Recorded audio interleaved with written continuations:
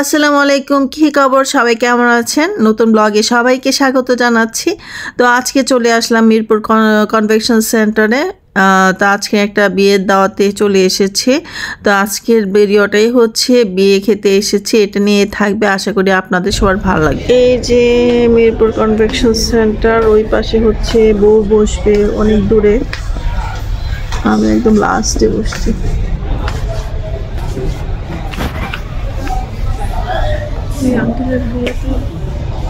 তো মিরপুর শপিং সেন্টারের উপর হচ্ছে মিরপুর কনভেনশন সেন্টারটা অনেক বড়, আমার খুব ভালো লেগেছে। অনেক খোলামেলা আর খুব সুন্দর হয়েছে সাজানোটা। সব দিক দিয়ে খুব সুন্দর করে সাজিয়েছে। ফটো বুথ, বসার জায়গা, খাওয়ার জায়গা, সব কিছু খুব সুন্দর করে ডেকোরেশন করেছে। তা আমার কাছে খুবই ভালো লাগলো। আমি ভেবেছিলাম মিরপুর কনভেনশন সেন্টারটা এত সুন্দর হবে, আমি ভাবিনি। তো সবচেয়ে ভালো লেগেছে হচ্ছে খোলামেলা। তো আমরা অনেক আগে এসেছি। এই যে বসার জায়গাটা খুবই সুন্দর ছিল। আর আমরা সবার আগে এসেছি বলতে আরও কয়েকটা ফ্যামিলি এসেছিল, আমরা একটু আগেই চলে আসছি। দেখা যাচ্ছে যে বউ বর কেউ আসে নাই, তো আমরা তখনই চলে আসছি। তো একটু সুবিধা হলো, আপনাদের সাথে একটু শেয়ার করতে পারলাম মিরপুর কনভেনশন সেন্টারটা কীরকম, একটু আপনাদের সাথে শেয়ার করে নিলাম। তো আমরা ছিলাম হচ্ছে পাত্র হচ্ছে আমার হাজব্যান্ডের অফিসের কলিগ, জুনিয়র কলিগ। তো আমার হাজব্যান্ডের অফিসে চাকরি করে। তো এই যে আমি একটু ফটো সেশন করছি আর অনেক গল্প টল্প করলাম। দেখা যাচ্ছে এখানে হচ্ছে আমার হাজব্যান্ডের কলিগরা আসছে, ওনারা এখানে আলাপ করছে। তা আমি এটা একটু ফটোশ্যুট করে নিলাম। তো এই তো এখনও ওই রকমভাবে হল এখনও মানে জমজমাট হয়নি, এখনও অনেক গেস্ট আসার বাকি। যেহেতু বিশাল বড় হল রুম একটা, তো গেস্ট নিশ্চয়ই অনেক বেশি হবে, ওইটাই ধারণা করছে। তো গেস্ট যত বেশি হোক না কেন, মোটামুটি অনেক ভিড়, ওই রকম ভিড় আর কি হয় নাই। তো ভালো লেগেছে, সুন্দর একটা পরিবেশ। আর এইখানে হচ্ছে যে অফিসের সবাই হচ্ছে ফটো সেশন করছে। তা আমি একটু ফটো ওইখানে না যেয়ে একটু ওদের ফটো তুলে দিলাম। হ্যাঁ, তো এই যে আমার সামনে হচ্ছে আমার ছেলে। তো বরকনে কিন্তু এখনও আসে নাই, না সরি, মাঝখানের ছেলেটাই হচ্ছে বর। তো কনে এখনও আসে নাই। তো এই যে জায়ান এখানে ফটোশ্যুট করতেছে। তো এখানে হচ্ছে একটা ফটো বুথ করেছি, ফটো বুথটা খুবই সুন্দর। তো আমরা ভাবলাম যে এখানে একটু ফটো সেশন করি, এবং মানে স্টেজটাও খুব সুন্দর ছিল। যদিও বরকনের সাথে আমার ফটো তোলা হয় নাই। আর হচ্ছে যেহেতু এখানে হচ্ছে বাচ্চাদের ছবি উঠিয়ে দিচ্ছি আর একটু ভিডিওটাও করে নিচ্ছি। আর হচ্ছে আজকে যেটা হয়েছে সেটা হচ্ছে আজকে আমার একদমই আসতে ইচ্ছে করে নাই, কারণ হচ্ছে এত শীত লাগতেছিল, রেডি হয়ে আসবো, এই জন্য হচ্ছে মিস দিতে চেয়েছিলাম যে আজকে আর না যাই। তারপরেও চলে আসলাম।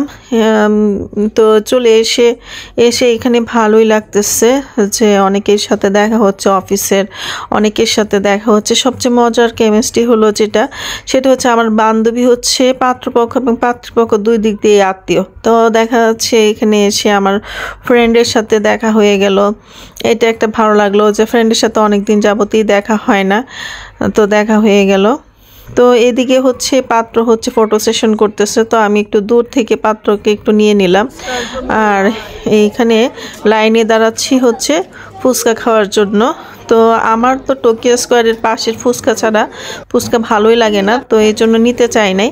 পরে খেয়ে দেখি এত মজা ছিল ফুচকাটা, লাইনে দাঁড়ায় থেকে ফুচকা নিলাম। কেমন ফুচকা, কেমন টেস্ট? টোকিও স্কোয়ারের মতো? কি বলিস,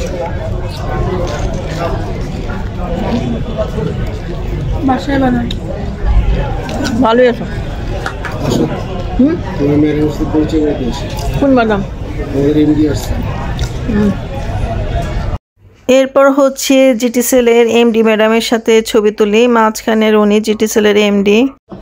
একা খাইলে তো ভালো, বেশি খাবো, এই কারণে আমার সাথে ছবি তুলতে চায় না।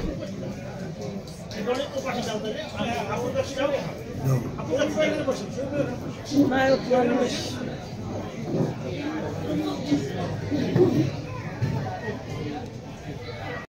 এরপরে দেখা হয়েছে রিনা খানের সাথে, উনি হচ্ছে পাত্রের খালা, তো ভাবলাম একটু দেখা হয়েছে যেহেতু একটু কথা বলি, তো ওনার সাথে একটু কথা বললাম।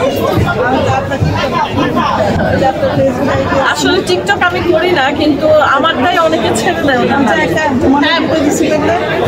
আমি ওই যে আমার ফেসবুক পেজ, হ্যাঁ হ্যাঁ হ্যাঁ তা তো করি, আসি আমার ছেলে,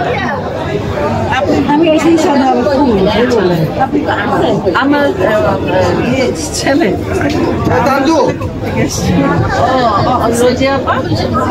ছেলে। এরপর হচ্ছে বরকনের সাথে সবাই ফটো সেশন করতে গেল অফিসে সবাই, বাট আমি ভিডিও করার কারণে হচ্ছে সব জায়গা থেকে মিসিং হয়ে যায়। তো যাই হোক, আমার যেহেতু প্যাশন হচ্ছে ভিডিও করা, তো আমার কাছে এটাই বেশি ভালো লাগে। আর এই যে পুরো হলটা আপনাদেরকে সাথে শেয়ার করে ফেলতেছি। এরপর হচ্ছে আমার ভার্সিটি লাইফের বান্ধবী, আমার প্রতিবেশীও কাছাকাছি থাকি কিন্তু খুব কম যাওয়া হয়, তার সাথে দেখা।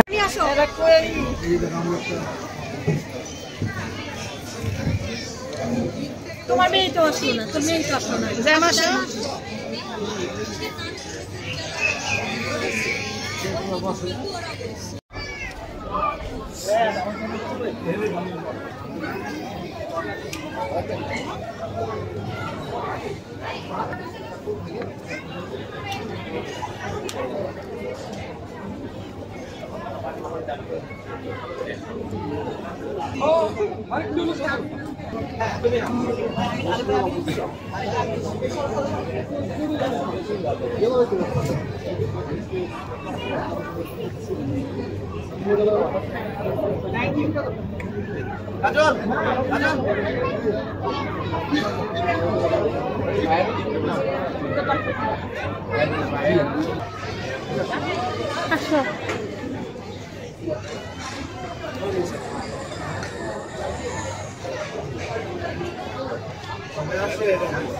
হ্যাঁ আসে।